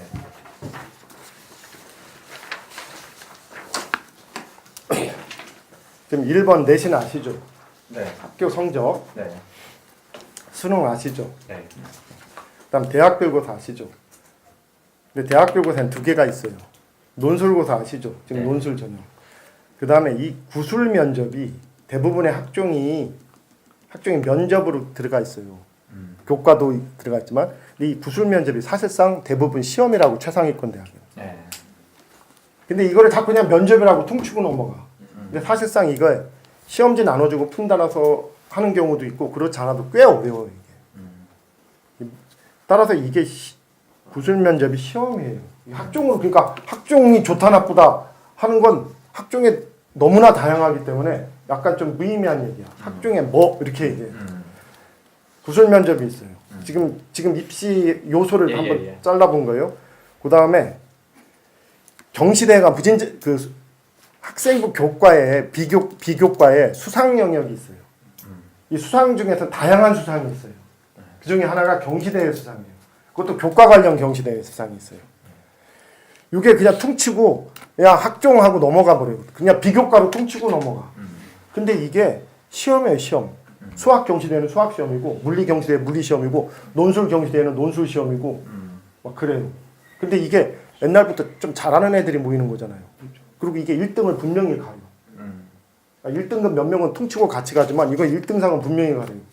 그러니까 아까 말씀드렸듯이 학생부 비교과는 성적이 아닌 것처럼 얘기하지만 시험이 아닌 것처럼 얘기하지만 거기서 제일 중요한 게 사실은 수학 경시대, 영어 경시대 이런 거거든. 이게 시험이야, 시험. 그러니까 비교과 퉁치면 안 돼. 학종 퉁쳐도 안 되고. 이 시험이에요, 이게. 학종의 비교과, 학생부 비교과의 경시대회 시험이 있어요. 이게 대학에서 제일 중요시 여긴다라고 판단돼요. 짐작이지만. 그러니까 1, 2, 3, 4가 시험이에요, 시험. 그 다음에 이제 시험에 아닌 것들이 있어요. 우리가 말했던 학생부 비교과, 흔히 말하는. 학생부 비교과. 뭐, 봉사, 진로, 뭐 수많은 것들 있잖아요. 그리고 교과 시간에 아이들 활동한 것, 그리고 수많은 상. 뭐 시험 말고 또 경시대회가 많아요. 뭐 만들기. 동영상 제작, 뭐 경시대회 하면 보통 뭐 옛날에 지금은 없어졌을 텐데 처음에 동영상 경시대에 있으면 부잣집 아이들은 되게 PD랑 전문 PD한테 작품 만들어서 내고 뭐 그랬다고 하더라고. 뭐 지금은 이제 또 꼭 문제되면 이제 그런 거 하나씩 없애고 있지만 수많은 경시대 그리고 뭐 선행상이니 무슨 상이니 이런 이제 비교과 수상이 있죠. 그리고 자기소개서, 면접. 이제 면접 중에서 시험 성격의 것은 위로 올렸고 이제 시험 성격이 아닌 것들 면접. 그리고 추천서. 그리고 비공식적인 건데 고교 등급제가 있어요. 당연히 있죠. 생각해봐요. 학력 격차가 그렇게 큰데 어떻게 학교를 안 봐? 그래서 본다고 우리 강북의 일반고 선생들은 다 알아. 그렇게 생각해. 고교 등급제 있다. 근데 없으면 없는 학교도 있겠죠. 그 없는 학교는 촘촘히 다른 시험으로 이렇게 대처를 하는 거야. 그러니까 한양대가 제일 간단하거든요. 학종 중에서.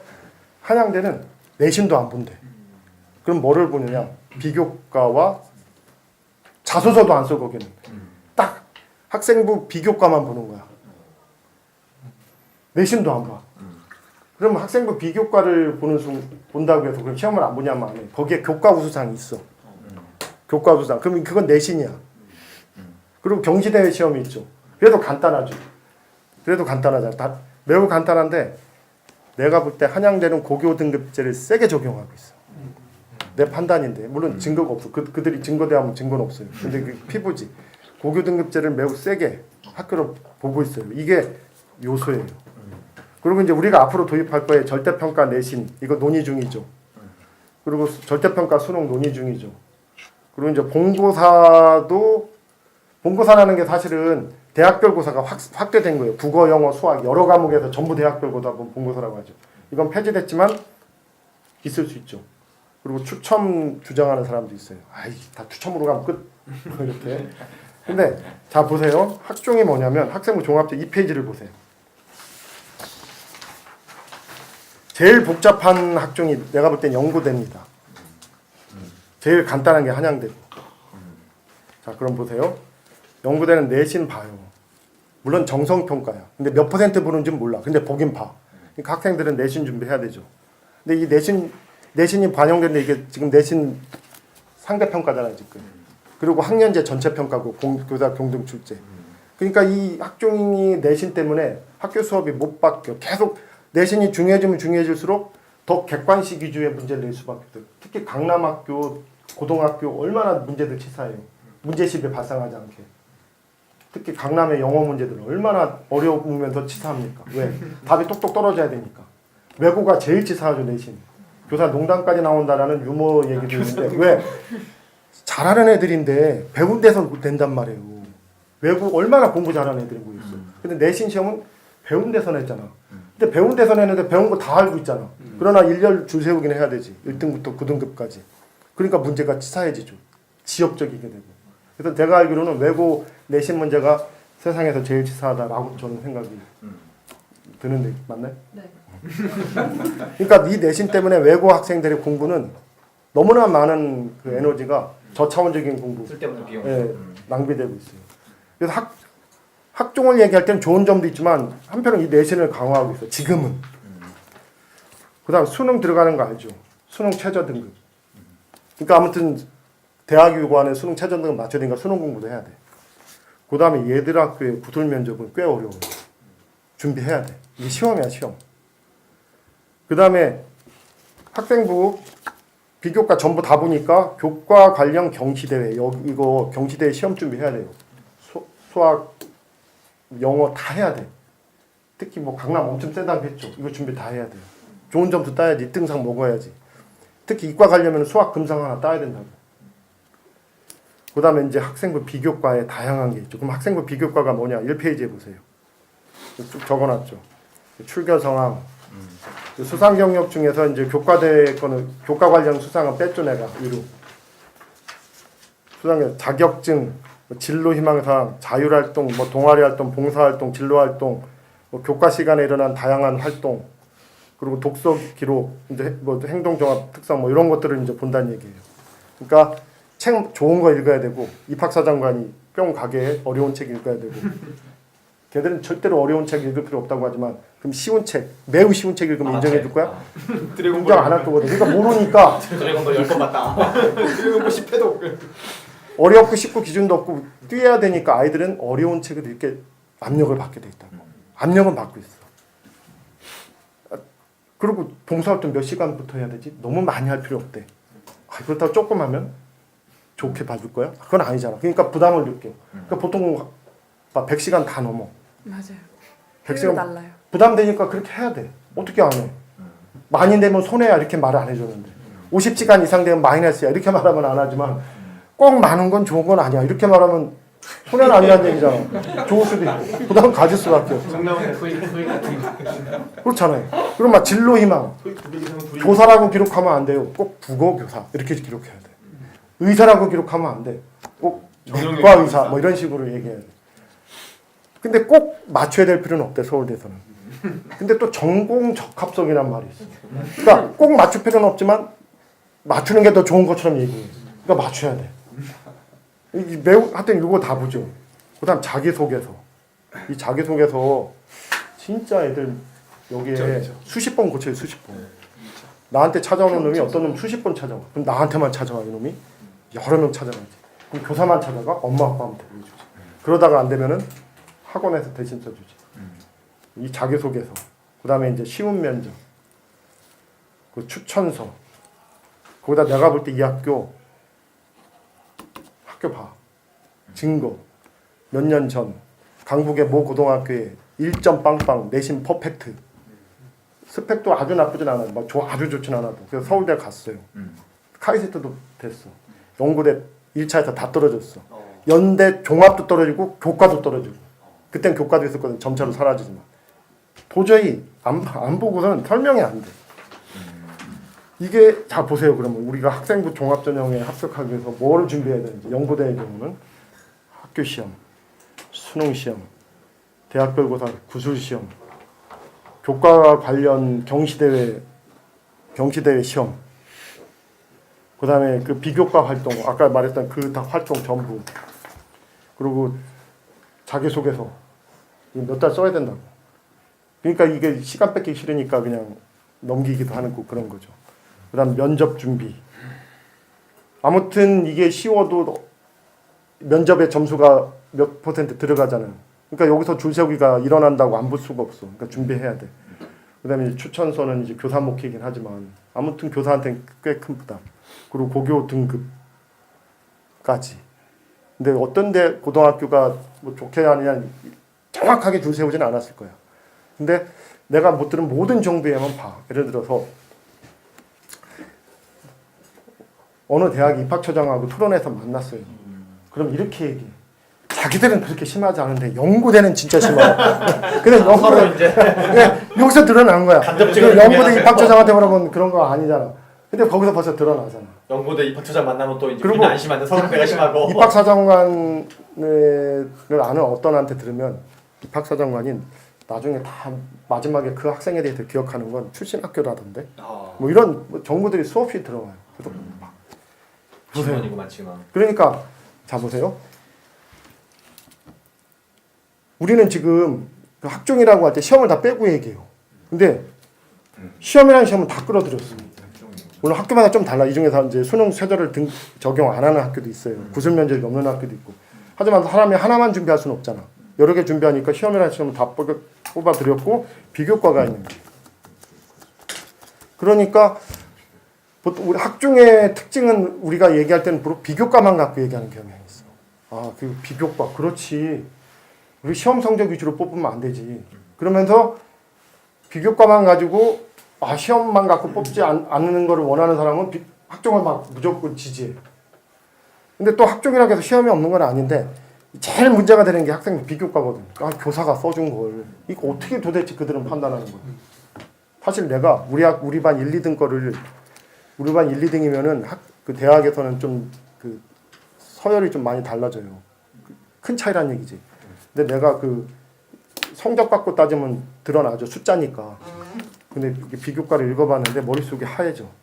그래서 내가 볼 때 입학사정관은 거짓말하지 않으면 얘들은 아인슈타인급 천재다. 아니 아인슈타인도 안 돼. 아니면 거짓말한다. 이렇게 생각할 수밖에 없어요. 그러니까 이 비교과는 교사가 어떻게 써주냐에 따라 다 달라지잖아요. 학교가 어떻게 써주냐에 따라 달라지잖아요.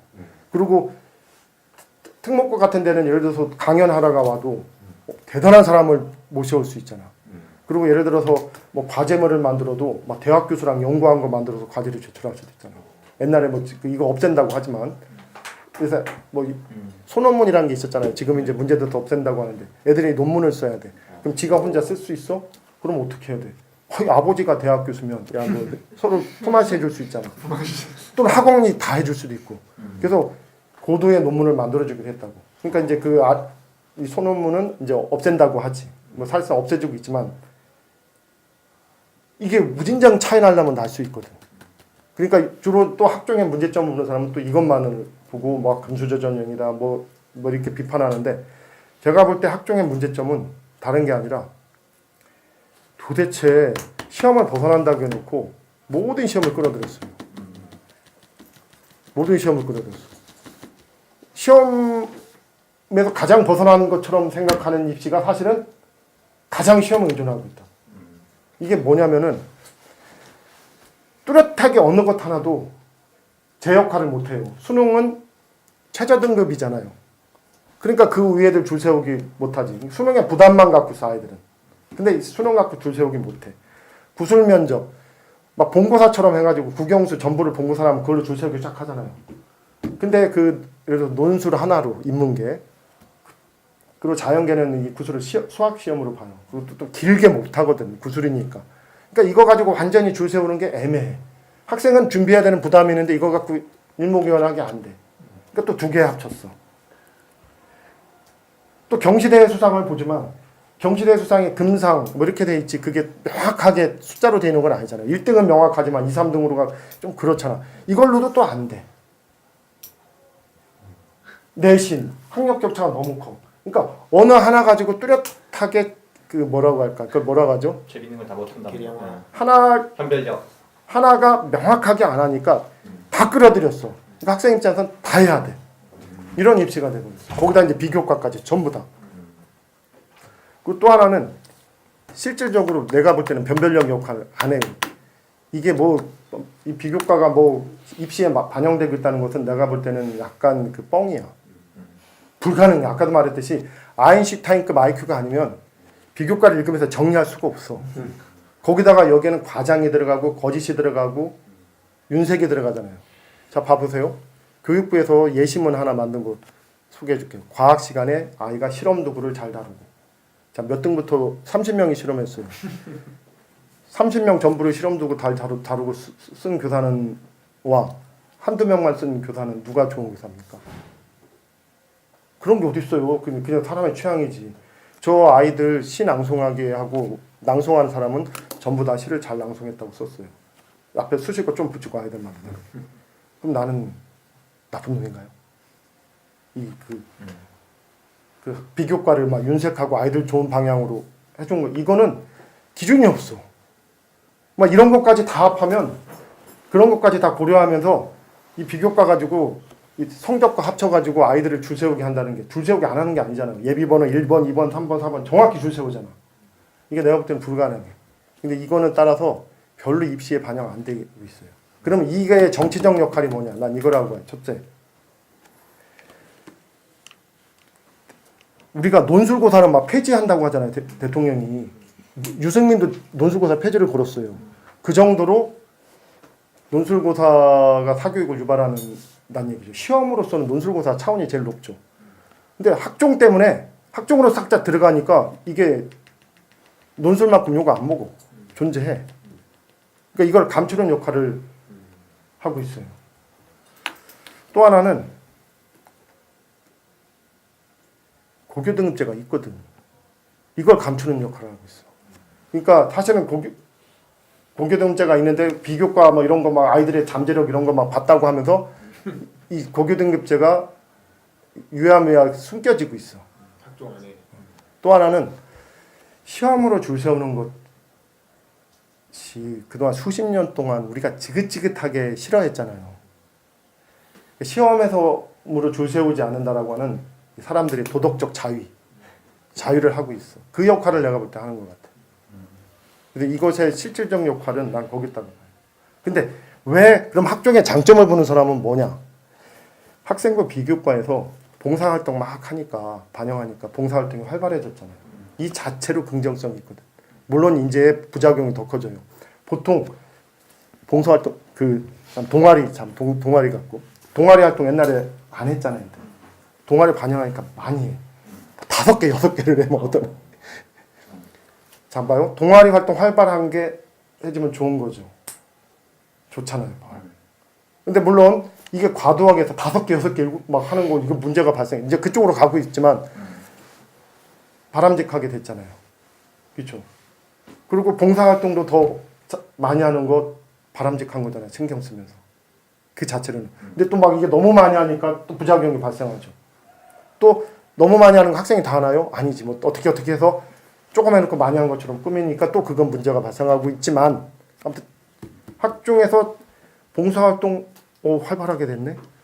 특히 동아리 같은 거 활발하게 됐네. 그리고 학생부에 기록되기 위해서 뭐 행사 있으면 애들이 막 참여 많이 하네. 그 자체에 좋은 점이 있다는 얘기예요. 이게 매력이에요. 또 하나는 교과 세부 능력 특기 사항이라고 수업 시간이라는 걸 기록해 준단 말이에요. 뻥치고 과장하지만 많은 교사들이 어떻게 그거를 안 했던 거를 했다고 거짓말을 해.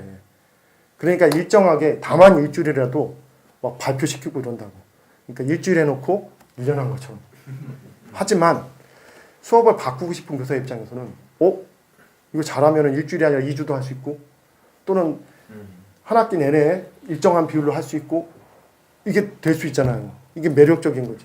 이것을 그러니까 비교과의 일부를 보면 매력을 느끼는 거예요.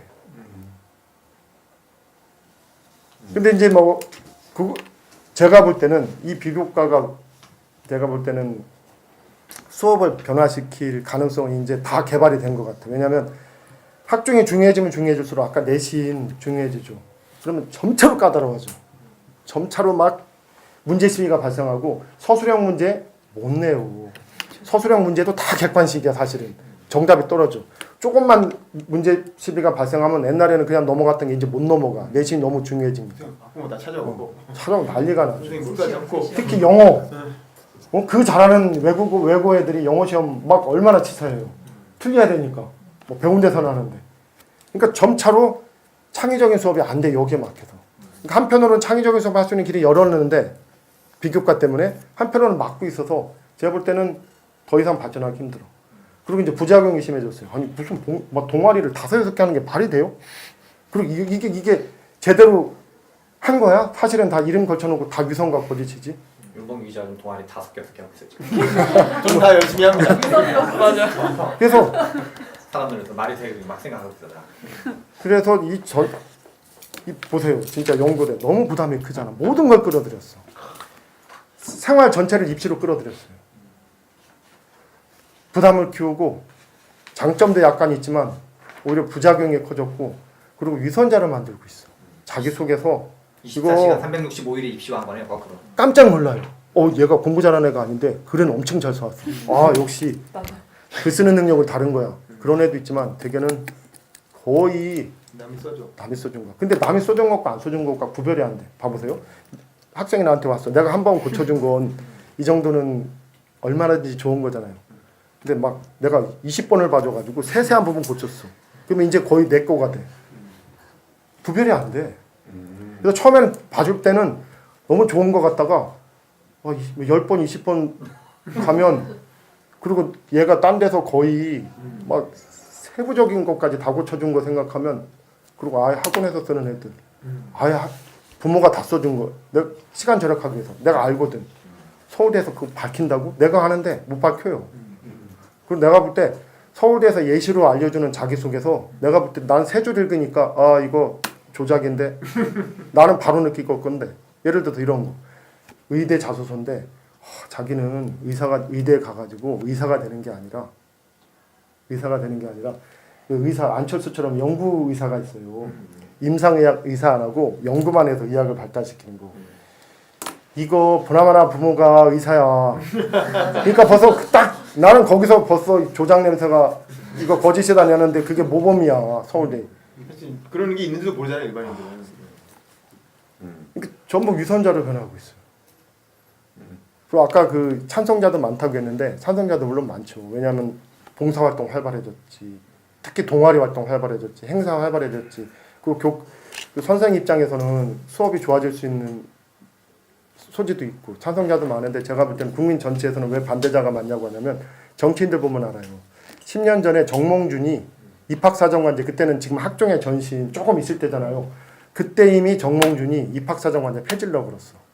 그때부터 이미 입학사정관제가 좀 불어나면서 이거 이상하다라는, 이거 부자들 위한 거다라는 것이 좀 퍼져 있었다고. 그리고 이번 대선 보세요. 이재명, 남경필 전부 다 정시 확대 내버렸어요. 그렇죠. 거기다 안철수 국민의당이 저번 총선에서 정시 확대 내버렸어요. 안철수 의원이 하는 말이 노원구에서 학부모들 만나면은 하나같이 학종 비판한다는 거야. 그리고 이번에 그 문재인 대통령은 그거 내걸었죠. 그 수시를 축소한다고 했거든. 그러면 그게 정시 늘어난다는 얘기거든. 그러니까 공약만 보면 문재인 대통령도 정시 늘리는 것을 공약으로 내걸었다고. 그런데 이제 토론에서 아니라고 했지. 그냥 그 유승민이 그럼 수시를 줄이면 정시 느린다는 거 아닙니까? 했더니 막 아니라는 식으로 얘기했는데 유승민이 답답하니까 아니 수시 줄이면 정시 느리는 거지 뭡니까? 근데 그 유승민 말이 맞아요. 수시랑 정시 두 개인데.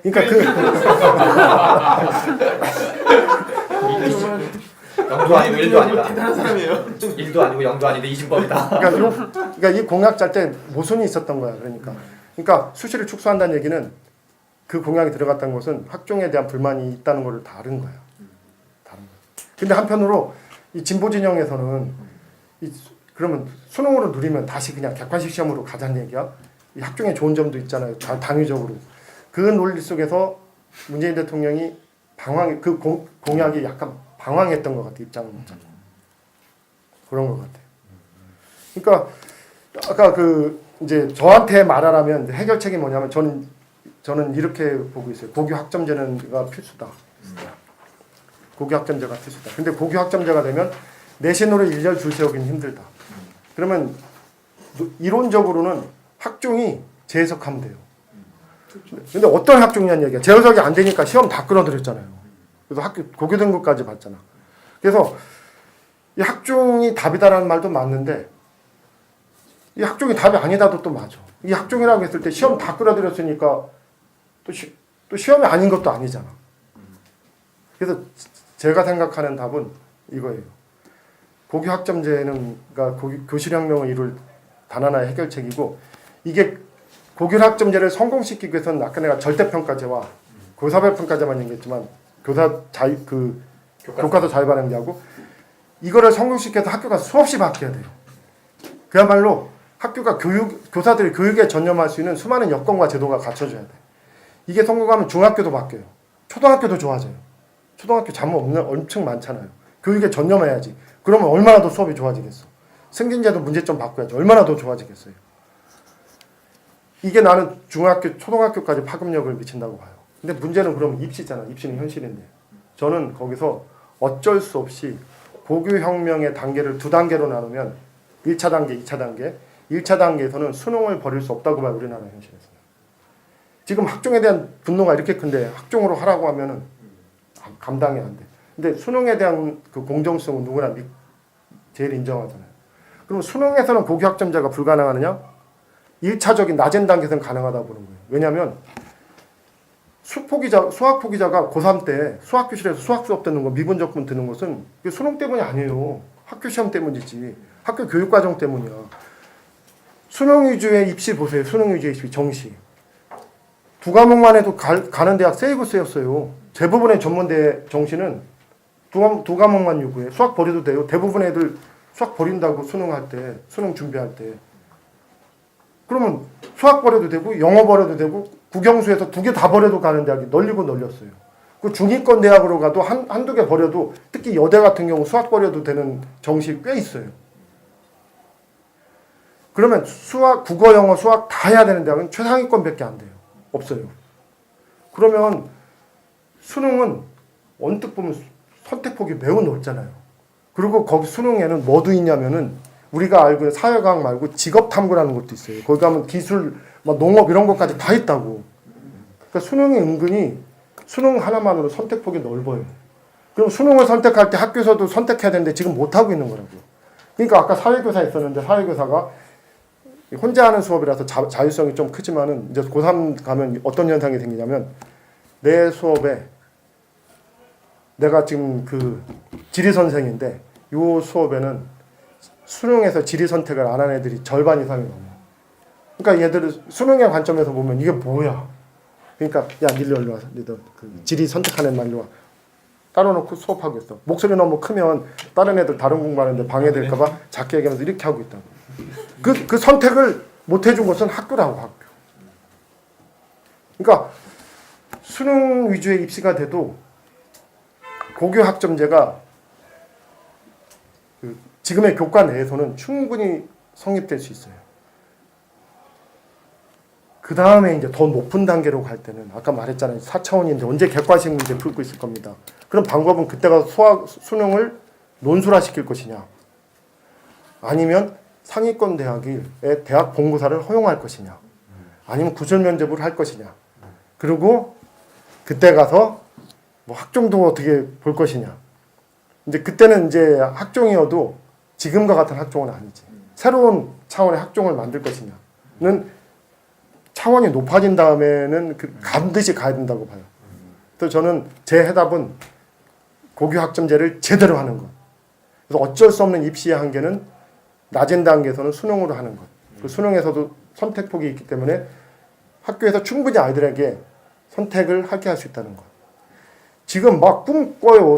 막 상대평가 속에서 막 별걸 다 만들려고 하는데 상대평가에서 어떻게 절대평가에서도 힘든 걸 일단은 절대평가에서 할 수 있는 걸 최대한도로 하고 이게 한 5년 정도 10년 정도 무르익었을 때 수능의 논술식과 새로운 차원의 새로운 학종 지금과 학종과 다른 그런 것을 도입할 수 있지 않나 하는 것이 뭐 저의 나름대로의 저는 해결책인데 뭐 제 의견이 받아들일 가능성은 매우 적을 거라고 봐요. 아니 뭐 꼭 그렇게만 보지 마시고 잘 될 겁니다. 국가법을 여기까지 마무리. 개정을 먼저 하고 그다음에 폐지하자는 말씀이신 거예요.